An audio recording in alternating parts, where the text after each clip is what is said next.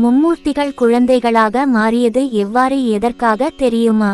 சிவன், பிரம்மா, விஷ்ணு மூவருக்கும் ஒரு சமயத்தில் நாம் யாருக்காவது குழந்தையாக மாட்டோமா என்ற நினைப்பு வந்துள்ளது. தாயின் பரிபூரண அரவணைப்பில் அணைய வேண்டும் என்ற எண்ணம் தோன்றியவுடன் மூவரும் தமக்கு ஒருவர் தாயாக பக்தி சிரத்தையில் சிறந்த ஒருவரை தேர்ந்தெடுக்க முனைந்தனர். அவர்கள் கண்களில் ஒரு ரிஷி பத்தினி தெரிந்தாள். அவள்தான் அனசூயை. அனசூயை தாயாக முப்பெருந்தேவர்களும் 3 குழந்தைகளாக அத்ரி ஆசிரமத்தில் மிக மகிழ்வாக இருந்து வந்தனர்.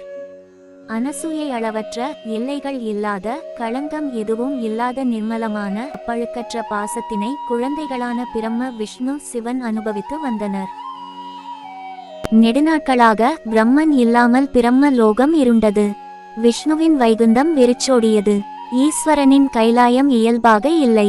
பிரம்மாவின் தேவியாகிய சரஸ்வதியும் விஷ்ணுவின் தேவியாகிய லக்ஷ்மியும் சிவனின் தேவியாகிய பார்வதியும் தமது கணவர்களை தேடியலைந்தனர். வெகு நாட்கள் தேடிய பின்னர் மூவரும் அத்ரியின் ஆசிரமத்தில் இருப்பதை கண்டறிந்தனர்.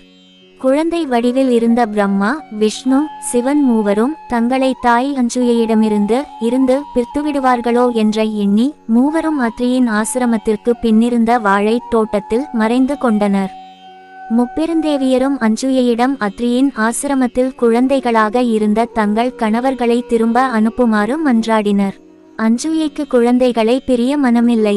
குழந்தைகளுக்கும் அன்னையை பிரிய மனமில்லை. அனசூயை நெஞ்சம் கனக்க பிரம்ம, விஷ்ணு, சிவன் ஆகிய மூவரும் சுய ரூபம் அடைய அனசூயை பிரார்த்தனை செய்தாள். அதன்படியே மூவரும் தங்கள் தனித்த உருவம் அடைந்தனர்.